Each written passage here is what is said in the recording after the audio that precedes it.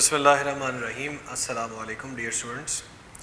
This is Muhammad Saqib Khan, your English lecturer, and I am here with another new lecture based upon unit number 7 from your English book of 9th class. Students, today's lecture or today's unit is about a mosque, a grand masjid, which name is Sultan Ahmed Masjid, and this masjid is situated in Istanbul, which is a city of Turkey, the country. Today we'll read and study about a lot of details mentioned about this masjid in this unit, like who constructed this masjid, who ordered for the construction of this masjid, and when the construction was started, when it was completed, and what was the design, and from where the design was inspired, or from where the Sultan was inspired, from which historical building, and a lot of other details. What was the part of the masjid and why it was customary in those ages to have all those belongings with the masjid. So today we are going to study all those details. So stay tuned, and like always I'll start from the difficult words, their spellings and their meanings.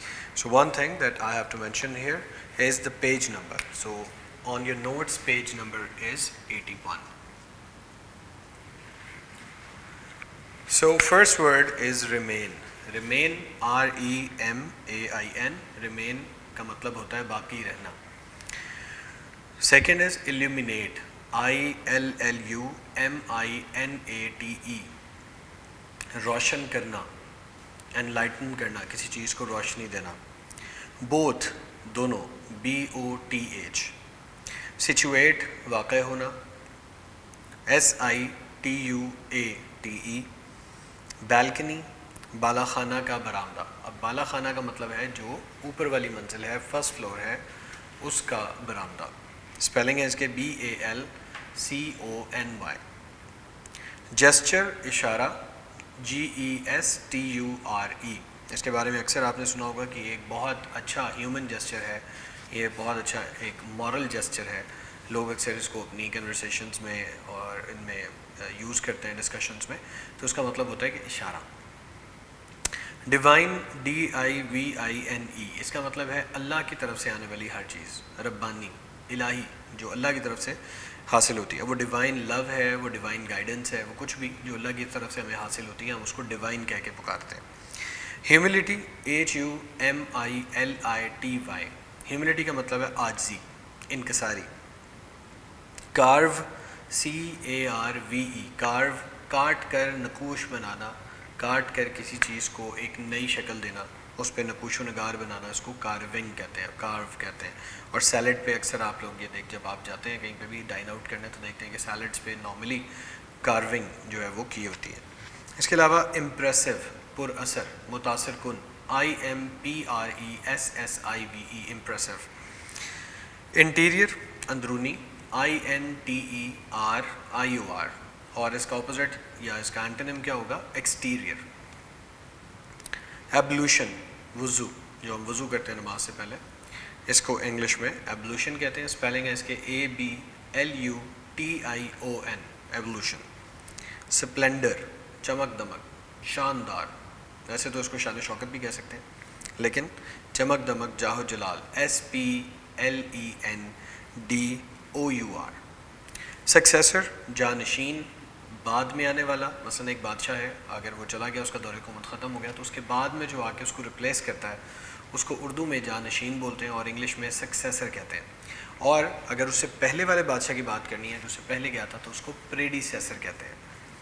तो successor की spelling है जी S-U-C-C-E-S-S-O-R. Shahana, royal, royal, Shahana, शाही या जिसका बादशाहत से ताल्लुक़ है, R-O-Y-A-L. इसके बाद मस्जिद. एवरीबडी नोज व्हाट मस्जिद is all about. M-A-S-J-I-D. Symbolic, अलामती, जो अलामती तौर पर किया जाए, सिम्बॉलिकली किया जाए, सिम्बलिज्म के तौर पर किया जाए. S-Y-M-B-O-L-I-C. वर्स, आयत, V-E-R-S-E. آیت قرآن پاک کی آیات وغیرہ. اسپیشیس, اسپیس سے یہ ورڈ نکلا ہے. اسپیس کا مطلب ہوتا ہے جگہ, خلا. تو اسپیشیس بہت بڑا, بہت وسیع, بہت وسیع و عریض, بڑی زیادہ جگہ والا. SPACIOUS, species. میگنیٹیوڈ, قد و قامت. حجم, طول و عرض. MAGNITUDE, magnitude.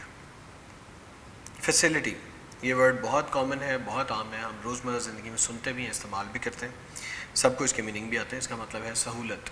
FACILITY, facility. یہاں پہ یہ ناؤن کے طور پہ یوز ہو رہا ہے.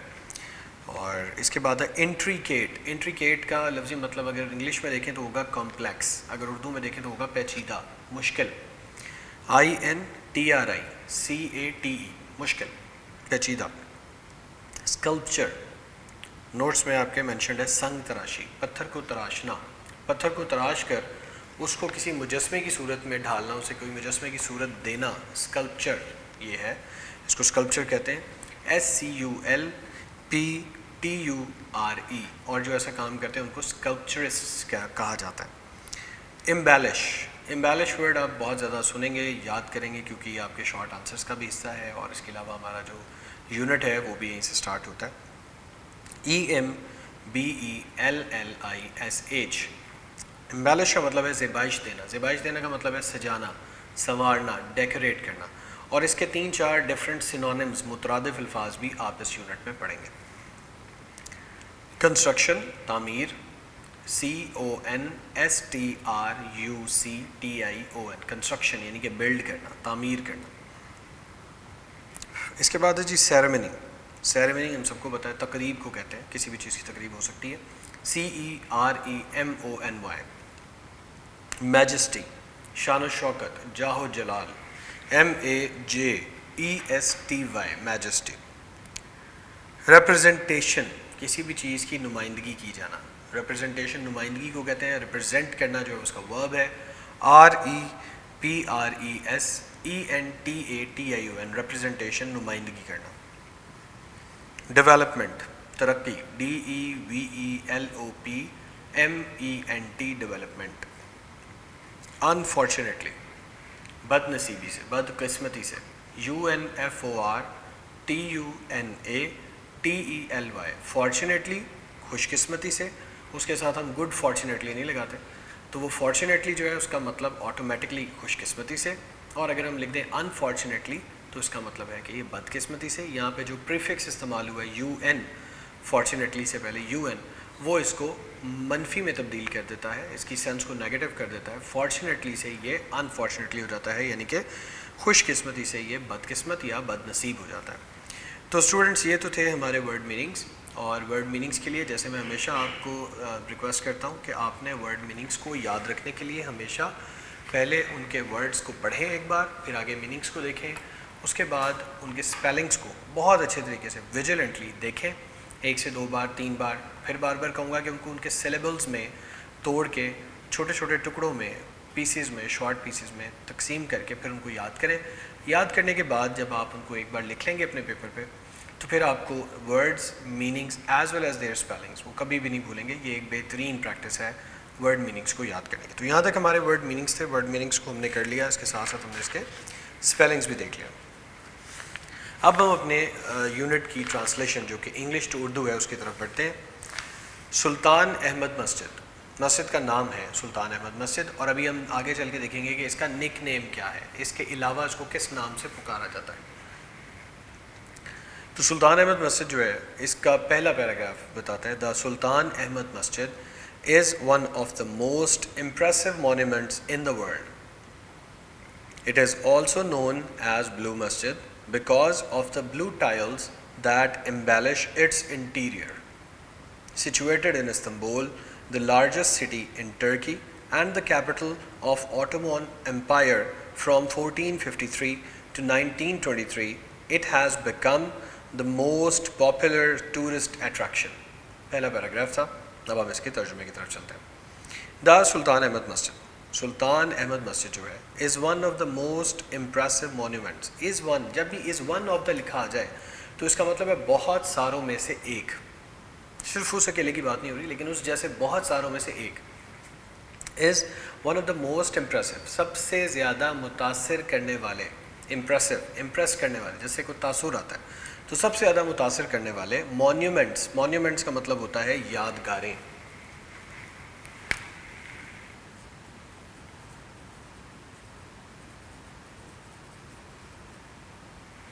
یادگار یا یادگاریں,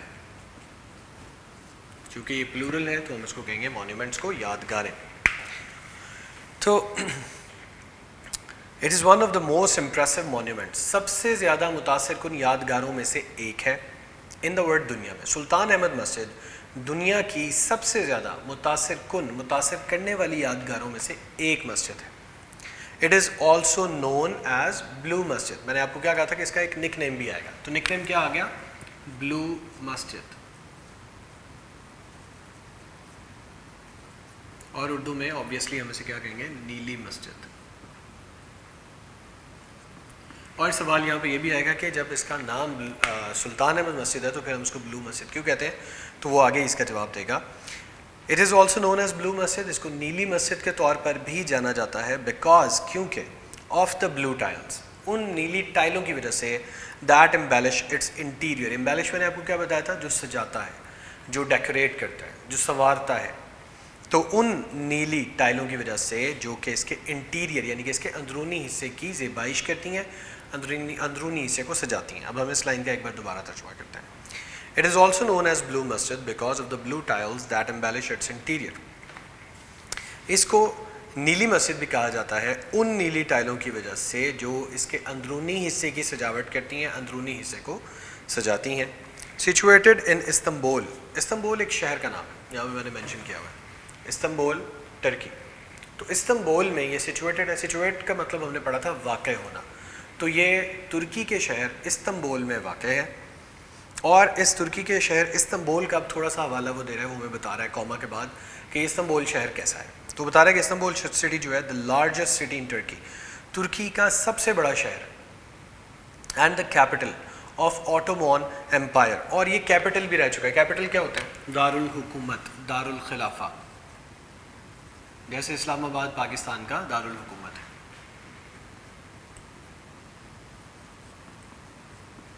اور اس کے بعد ہم نے ایک لفظ پڑھا آٹومان امپائر. امپائر تو بچوں آپ سب کو پتہ ہے کہ سلطنت کو کہتے ہیں.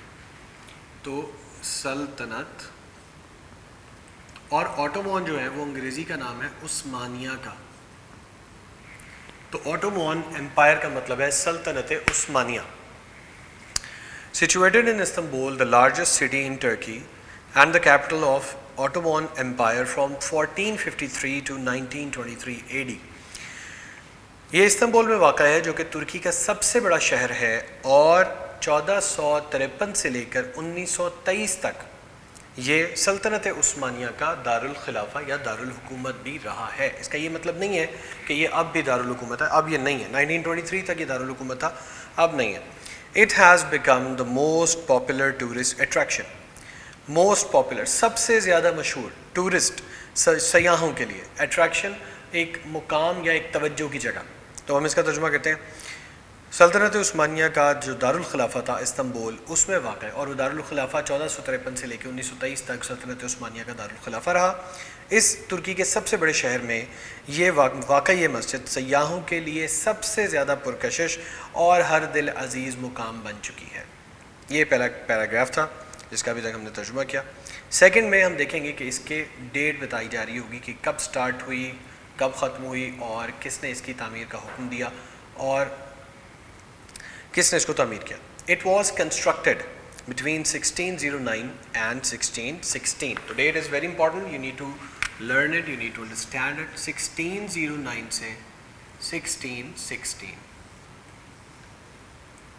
کے درمیان اس کی تعمیر ہوئی. پاکستانی جو لاہور کی بادشاہی مسجد ہے یہ آلموسٹ 1673 میں تعمیر اس کی سٹارٹ ہوئی تھی, اور جو شاہی قلعہ ہے لاہور کا وہ 1674 میں اس کی تعمیر کا آغاز ہوا. تو یہ ان سے کوئی 51 سال پہلے یہ والی مسجد جو ہے اس کی تعمیر کا آغاز ہوا ہے. 1609 سے 1616 کے درمیان اس کی تعمیر جاری رہی. It was constructed, اس کی تعمیر کیا گیا تھا between 1609 and 1616 during the rule of Ahmad one. Rule کہتے ہیں حکمرانی کا دور, دور حکومت کس کا؟ احمد ون. احمد اول کے دور حکومت کے دوران اس مسجد کی تعمیر 1609 سے 1616 کے درمیان کی گئی. As was the custom, جیسا کہ رواج تھا, custom رواج تھا اس وقت کا, this masjid like other masajid of the time, یہ مسجد بھی اس دور کی دوسری مساجد کی طرح comprises mean مشتمل تھی.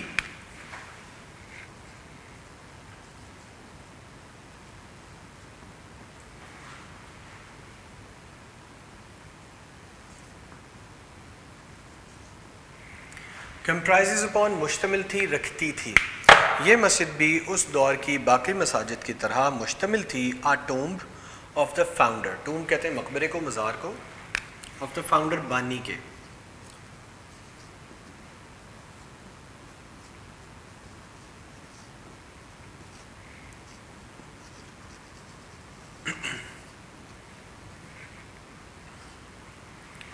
تو اس دور کی باقی مساجد کی طرح یہ مسجد بھی مشتمل تھی اپنے بانی کے مقبرے پر. مدرسہ, مدرسہ ہم سب کو پتہ ہے, مدرسہ یا اسکول جس کو کہتے ہیں. اینڈ ہاسپائس, ہاسپائس کہتے ہیں مسافر خانہ. ان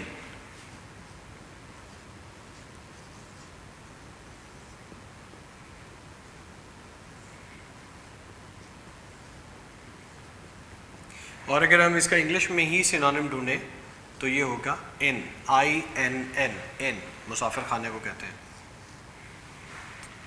ان سرائے کو بھی کہتے ہیں, یعنی کہ ایسی جگہ جہاں پہ مسافر جو ہیں وہ رک سکیں, کھانا وانا کھا سکیں, آرام کر سکیں.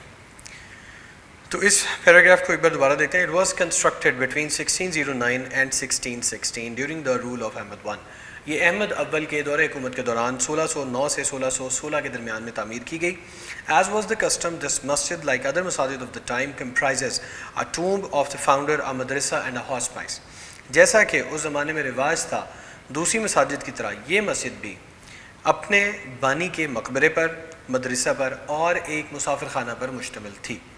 Now we'll move forward towards paragraph number 3. Construction of the masjid started in 1609. The royal architect Sadafar Mehmet Agha was appointed by the Sultan as in charge of the project. The opening ceremony was held in 1616. Unfortunately, the Sultan could not see the completion of the masjid in his life. It was completed in the reign of his successor Mustafa I.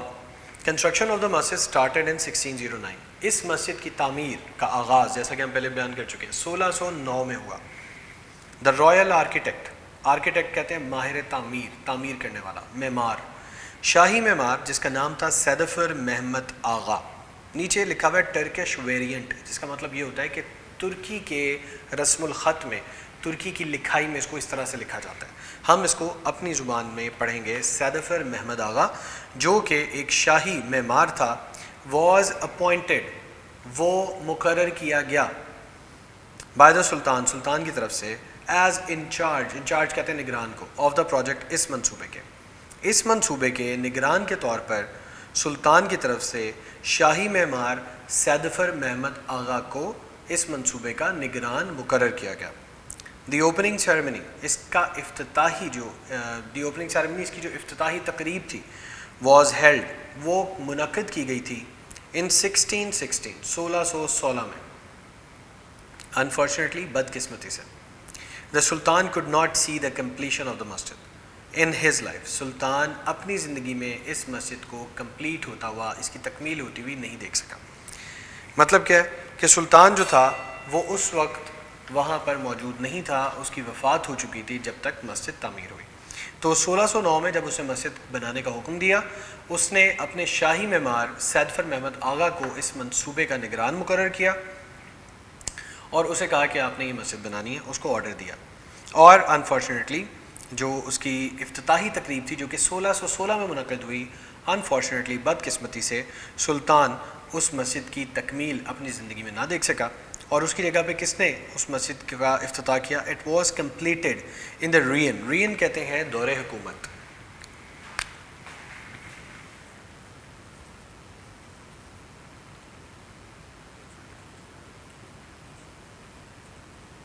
دور حکومت. Of his successor, اپنے جانشین مصطفیٰ one, اور اس نے اپنے بلکہ یہ مسجد کی جو تکمیل تھی یہ اس کے جانشین مصطفیٰ اول کے دور میں ہوئی.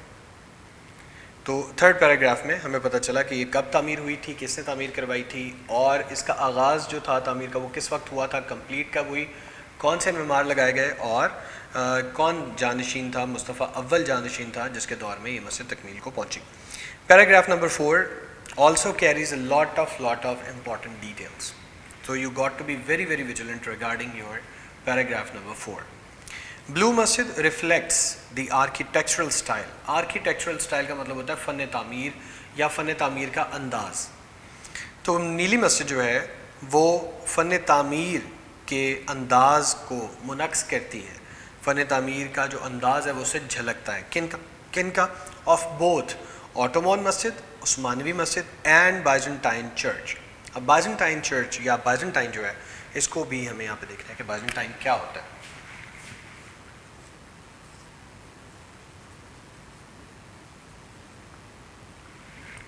تو بائزنٹائن کا جہاں تک تعلق ہے یہ رومن ایسٹرن پروونسز تھے ان کے, یعنی کہ جو روم ایک بہت بڑی قوت سمجھی جاتی تھی, جو ایک سپر پاور تھی اپنے دور کی, اس کے جو مشرقی صوبے تھے ان کو ملا کر جو حکومت بنائی گئی تھی, جو سلطنت بنائی گئی تھی, اس کو بائزنٹین کہتے تھے. تو بائزنٹین جہاں پہ بھی لکھا ہے آپ نے اس کو سمجھنا ہے کہ یہ جو روم کی, جو اٹلی سے روم کے جو مشرقی صوبے ہیں, روم کے رومن ایسٹرن پروونسز ہیں, ان کو بائزنٹین کہتے ہیں. اور ان پروونسز کو یا اس حکومت کو جو بنایا گیا تھا, قائم کیا گیا تھا, وہ 330 اے ڈی میں, 330 A D till 1453 a D. یہ حکومت بائزنٹین 330 میں قائم کی گئی تھی. It was found in 330 A D and it continued till 1453, اور 1453 is the year you need to remember جب سلطنت عثمانیہ کا آغاز ہوا تھا. تو سلطنت عثمانیہ کا آغاز بائزنٹین جو سلطنت تھی یا کنگڈم تھی اس کے ختام پر ہوا تھا. تو آپ نے یاد رکھنا جہاں پہ بائزنٹین آئے اس کا پہلا مطلب ہے رومن ایسٹرن پروونسز. روم کی طرف سے جو ان کے مشرقی صوبے تھے ان کو فاؤنڈ کر کے, ان کو بنیاد بنا کے 330 اے ڈی میں یہ حکومت سلطنت قائم کی گئی تھی. 1453 تک یہ چلتی رہی, اور اس کا جو دارالحکومت تھا وہ تھا کانسٹینٹینوپل.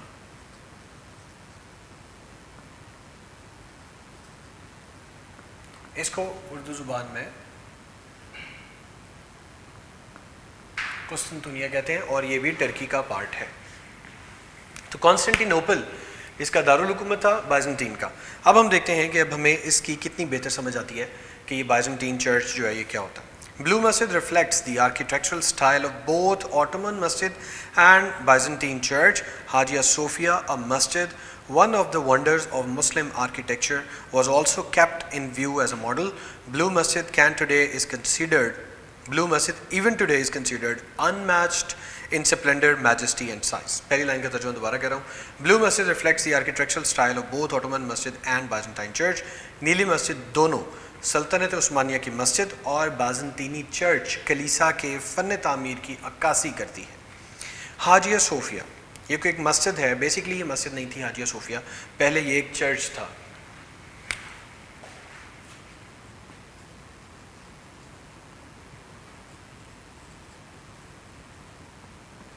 حاجیہ صوفیہ was a church initially, later on converted into a mosque.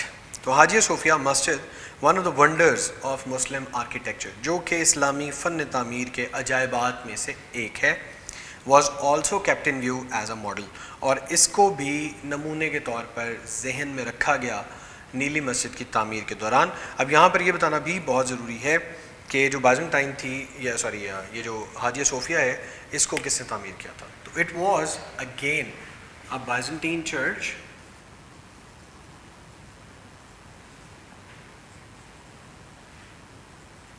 was constructed on the order of a Christian king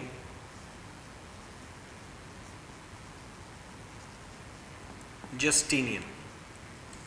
تو اس کرسچن کنگ نے آرڈر دیا تھا حاجیہ صوفیہ جو کہ ایک گریک کیتھیڈرل ہے, یونانی چرچ ہے.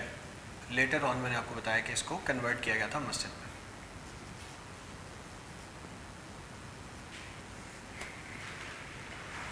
اور یہ قائم ہوا تھا 537 AD میں. 537 AD میں 537 عیسوی میں اس کی تعمیر کی گئی تھی. 537 AD میں حاجیہ صوفیہ جو کہ ایک مسجد تھی اور مسلمان فن تعمیر کے عجائبات میں سے ایک تھی, اس کو بھی زیر نظر رکھا گیا تھا نیلی مسجد کو تعمیر کرتے ہوئے. بلو مسجد ایون ٹوڈے, حتیٰ کہ آج بھی جو نیلی مسجد ہے, اس کنسیڈرڈ سمجھی جاتی ہے ان میچڈ, کہ اس کا کوئی ثانی نہیں ہے ان سپلنڈر, شان و شوکت میں, میجسٹی, عظمت میں, اینڈ سائز اور حجم کے اعتبار سے. دوبارہ دیکھتے ہیں, شان و شوکت, عظمت اور حجم کے اعتبار سے آج بھی نیلی مسجد کو بے مثال سمجھا جاتا ہے, پوری دنیا میں اس کی مثال نہیں ملتی. Paragraph number 5. The masjid has a spacious forecourt surrounded by a continuous vaulted arcade. It has ablution facilities on both sides. In the center there is a fountain which is rather small in contrast with the magnitude of the courtyard. A heavy iron chain hangs in the upper part of the court entrance on the western side. This side was meant for the Sultan alone. The chain was put there so that the Sultan had to lower his head every time he entered the court. It was a symbolic gesture to ensure the humility of the ruler in the face of the divine. 5वें paragraph کو ہم باقاعدہ طور پہ translate کرتے ہیں. The masjid has a spacious forecourt. Forecourt بچوں ہم کہتے ہیں صحن کو.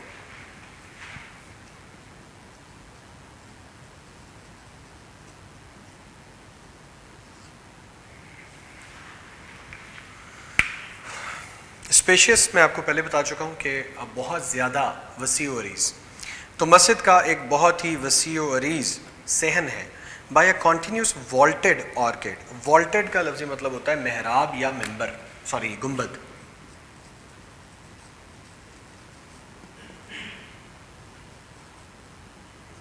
گنبد یا محراب. اور آرکیڈ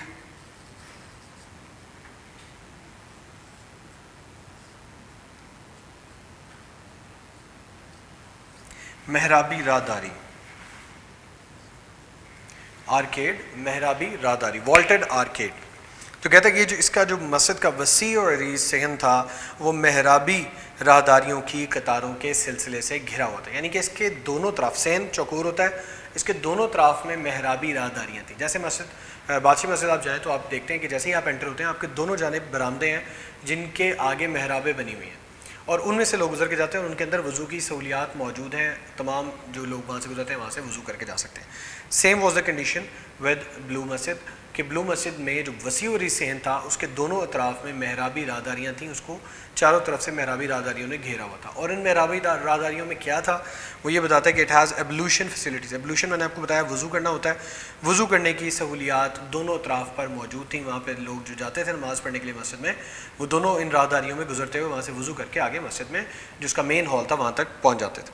ان دا سینٹر, اور درمیان میں, کس کے درمیان میں, صحن کے درمیان میں, دیر از اے فاؤنٹین, ایک فوارہ ہے, which is rather small in contrast, جو کہ تقریباً تھوڑا چھوٹا دکھائی دیتا ہے مقابلتاً with the magnitude of the courtyard. اگر صحن کی وسعت اور صحن کے حجم کے مقابلے میں اس کا موازنہ کیا جائے تو تھوڑا چھوٹا دکھائی دیتا ہے. وسط میں ایک فوارہ ہے جو کہ صحن کی وسعت کے برعکس قدرے چھوٹا ہے. پیج نمبر 83 پہ, a heavy iron chain hangs in the upper part of the court entrance on the western side. مغربی جانب صحن کے دروازے کے بالائی حصے پر لوہے کی ایک وزنی زنجیر لٹکی ہوئی ہے. This side was meant for the Sultan alone.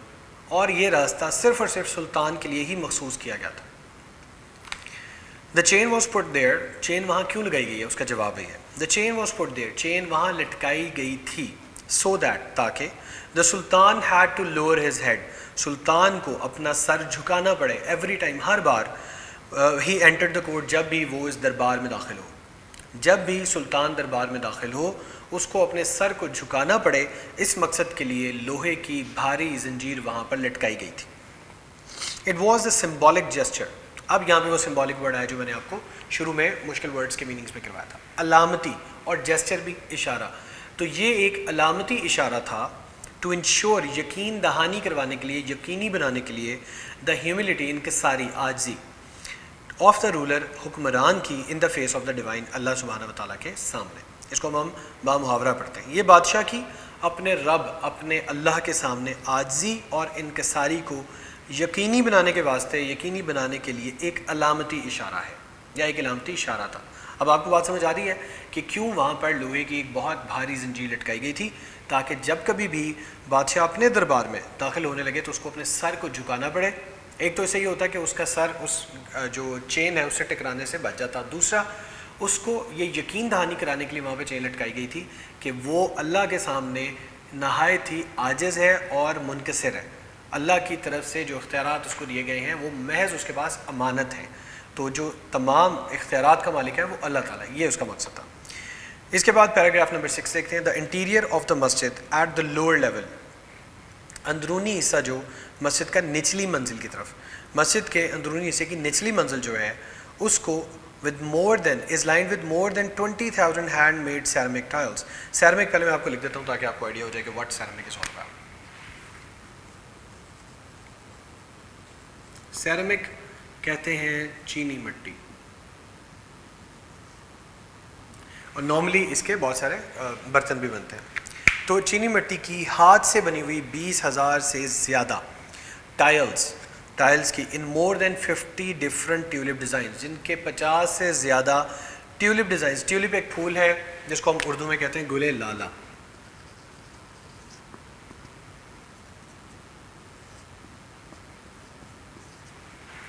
گل لالا پھول کے 50 سے زیادہ مختلف ڈیزائنز کی جو عکس ہے اس کے اوپر 20,000 سے زیادہ ہاتھ سے بنی ہوئی چینی مٹی کی ٹائلوں کے ساتھ سجایا گیا تھا مسجد کی نچلی منزل کے اندرونی حصے کو. میں دوبارہ سے اس کا بامحاورہ کرتا ہوں آپ کو تاکہ ایزیلی آپ انڈرسٹینڈ کر سکیں. مسجد کے اندرونی حصے کی نچلی منزل کو 20,000 سے زائد ہاتھ کی بنی ہوئی 50 سے زیادہ مختلف گل لالا کے نمونوں کی سخت ٹائلوں کی قطار سے سجایا گیا تھا. ایٹ گیلری لیول, اور بالا خانے کے لیول پر, بالا خانے کی سطح پر, دا ڈیزائن بیکمز فلیمبوئنٹ. فلیمبوئنٹ کا مطلب ہوتا ہے زیادہ کلرفل,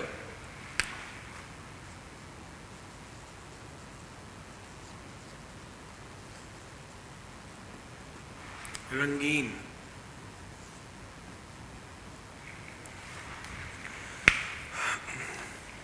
برآمدے کی سطح پر جو the design becomes flamboyant with representation of flowers, fruit and cypresses. cypresses سرو کے درخت کو کہتے ہیں cypress.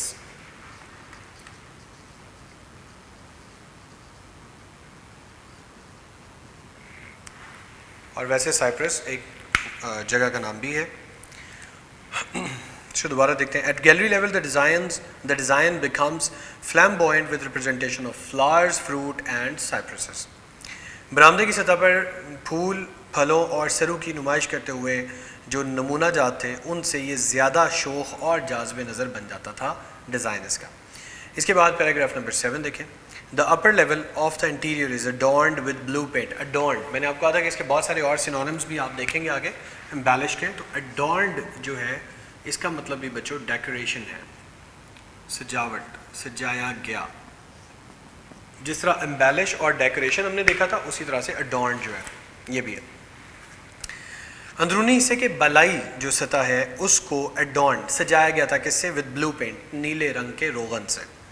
More then 200 stained glass windows with intricate designs allow natural light to brighten up its interior and the chandeliers further illuminate it with their glow. chandeliers میں آپ کو لکھ دیتا ہوں, فانوس کو کہتے ہیں chandeliers.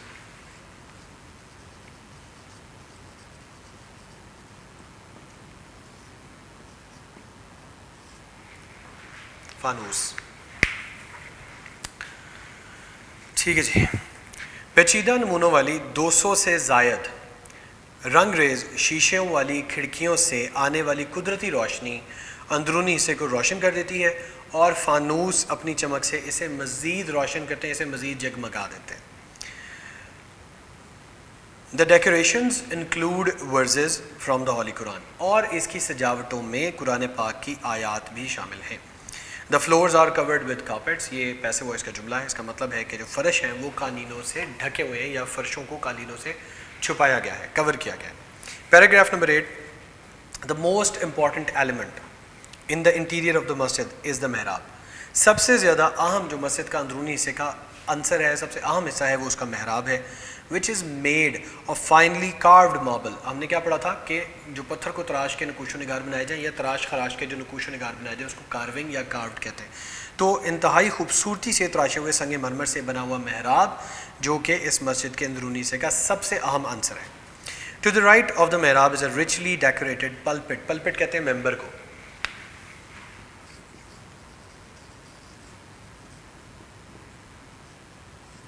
ممبر آپ نے مساجد میں دیکھا ہوگا, مولوی صاحب, امام صاحب, خطیب جو ہیں وہ ممبر پر بیٹھ کے خطبہ دیتے ہیں, آواز کرتے ہیں. جیسے آج جمعہ تھا تو تمام جو ہمارے امام صاحب ہیں, خطیب ہیں, وہ ممبر پہ بیٹھ کے خطبہ دیتے ہیں, تو اس کو پلپٹ کہتے ہیں. تو جو محراب ہے اس کی دائیں جانب جو ہے وہ انتہائی خوبصورتی سے سجایا گیا, آراستہ یا زیبائش کیا گیا ممبر ہے. دا مسجد از سو ڈیزائن. مسجد کو اس بہترین طریقے سے ڈیزائن کیا گیا ہے that even when it is most crowded, حتیٰ کہ جب اس میں بہت زیادہ ہجوم بھی ہو, بہت زیادہ بھیڑ ہو, every one in the Masjid can here and سی دا امام. تو مسجد میں موجود ہر کوئی امام صاحب کو دیکھ بھی سکتا ہے اور سن بھی سکتا ہے. دوبارہ دیکھتے ہیں. محراب کی دائیں جانب خوب آراستہ ممبر ہے. مسجد اس انداز سے, اس ڈیزائن سے تعمیر کی گئی ہے کہ نہایت ہجوم کے وقت بھی مسجد میں موجود ہر کوئی امام کو دیکھ اور سن سکے. Paragraph number 9, the royal room is situated at the south east corner. South جنوبی, ایسٹ مشرقی, کارنر کونا. تو جنوب مشرقی کونے میں رائل روم یعنی کہ شاہی دربار, شاہی کمرہ جو ہے وہ واقع ہے. It has its own pulpit. اس کا ایک اپنا ممبر ہے. That used to be decorated, جو کہ ڈیکوریٹ کیا جاتا تھا, جو کہ سجا ہوا کرتا تھا.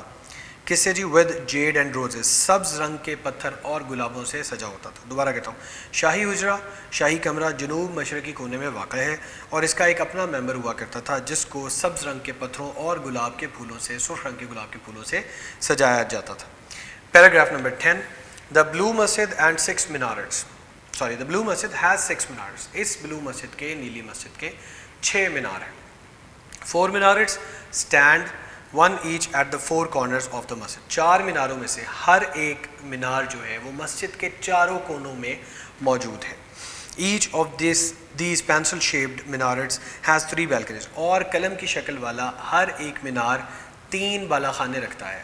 قلم کی شکل والے ہر مینار کے اوپر 3 بالا خانے موجود ہیں. while the 2 others at the end of the forecourt have only 2 balconies. جبکہ باقی 2 مینار جو بچتے ہیں, 6 کی بات ہوئی ہے, 4 مینار گنوا دیے کہ مسجد کے چاروں کونوں میں ایک مینار موجود ہے, ان کی شکل قلم جیسی ہے اور ان کے اوپر 3 بالا خانے, 3 جو بالکنیز ہیں, گیلریز ہیں, وہ بنی ہوئی ہیں. لیکن اب باقی جو 2 بچے ہیں وہ 4 کوٹ جو صحن ہے اس کے کنارے پر, اس کے اینڈ پر موجود ہیں اور ان کے اوپر 2 بالکنیز یعنی کہ 2 بالا خانے موجود ہیں. Last page number 84, last paragraph number 11. In the evening, شام کے وقت, a large number of tourists and Turks gather in the park.